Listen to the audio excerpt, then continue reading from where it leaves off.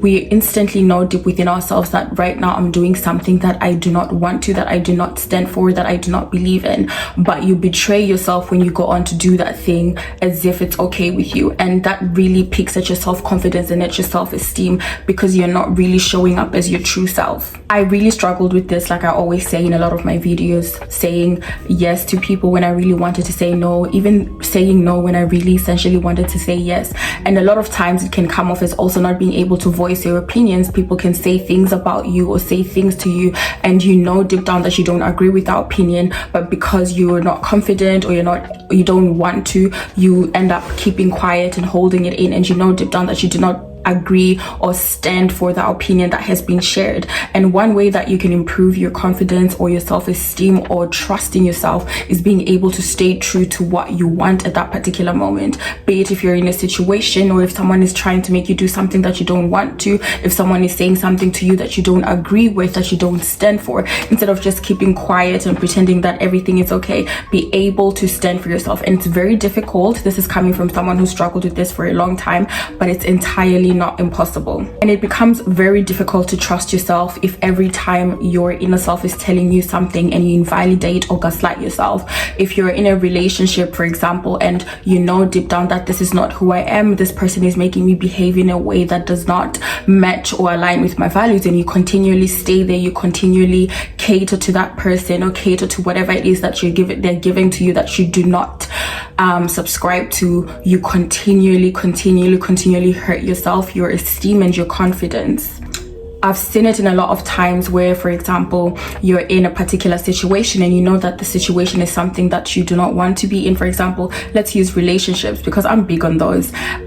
You stay in a relationship that you know that this person is not loving you the way you want to be loved, up to a point where you convince yourself that, you know, this is okay for me, I can actually live with this, when you know deep down that that is not what you want, and you can definitely have more and you deserve more. Unfortunately, the truth about that is that no one is coming to save you. You absolutely need to start showing up for yourself. You absolutely need to start changing your way of thinking. You absolutely need to be able to heal yourself and invest in yourself, because no one is coming to do that for you. If you choose to stay in a relationship that's hurting you, that's toxic, even if it's not a relationship or a situationship, or with a family or with a friend, and you know that this relationship does not glorify you, does not make you a better person, does not make you flourish, unfortunately, as much as we love you, we want to save you, or people around you care about you, if you don't make the decision yourself to decide that, okay, this is no longer what I want and I need to let go of it, you are going to stay there. And the longer you stay there, the more destroyed and damaged your mind, your heart, your esteem is going to be.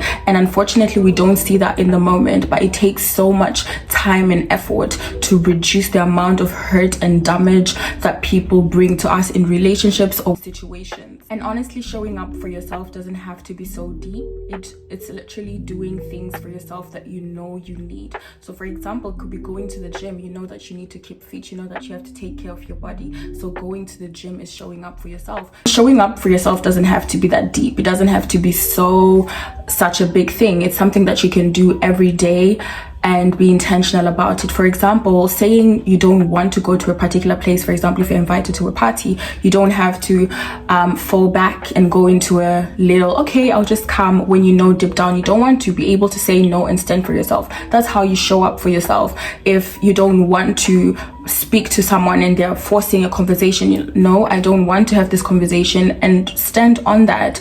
It doesn't have to be, you know, as deep as we make it seem sometimes. It's going to the gym because you know that you want to be healthy, and so you show up for yourself. Eating right because you know that you want to invest in your body and look good and feel good, and so you do that. It's really knowing this person is not loving me the way I want to be loved, and end that relationship. I don't like the way this family member talks to me, and so I'm not going to communicate with them. I don't like how this person violates my boundary.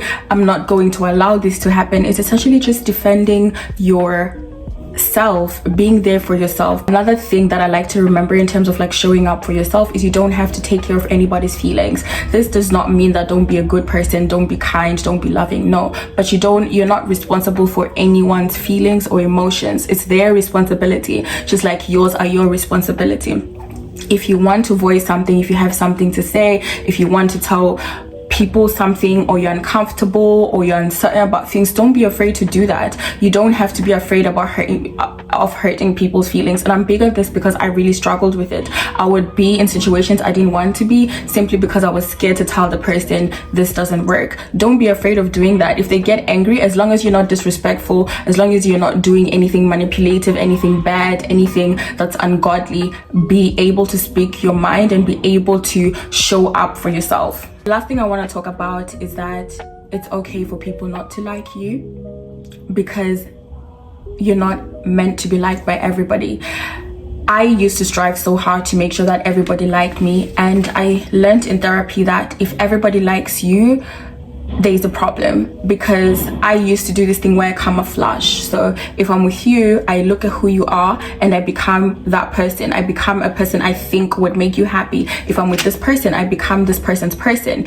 And I've come to learn, even though it's very difficult, to be myself in all situations. And that really honestly has resulted in me losing some friendships, some relationships, and that's absolutely fine. It's okay for relationships to end simply because values don't align, you don't get what you want from that person, or you're not able to keep up with that relationship anymore because of who you are. That's another way of showing up for yourself. It's okay to be broken up with. It's okay for you to end a relationship, especially if it doesn't align with who you are, what you believe in, and what you want. It's a difficult process. It's easier said than done, and I know that it doesn't come as easy as it's said, but the more you do it, the more you're able to show up for yourself, the more you trust yourself, the more your self-esteem will grow, the more you'll become confident in who you are.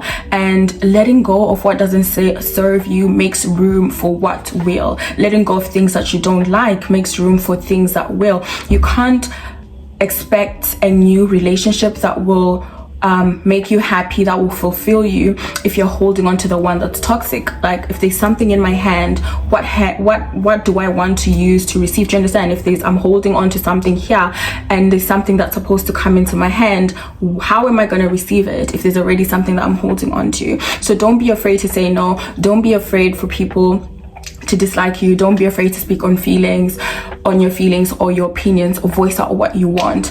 Be able to show up for yourself so that you may be confident in who you are, what you believe in, and what you stand for. I hope this video blessed you, and I'll see you guys next Thursday.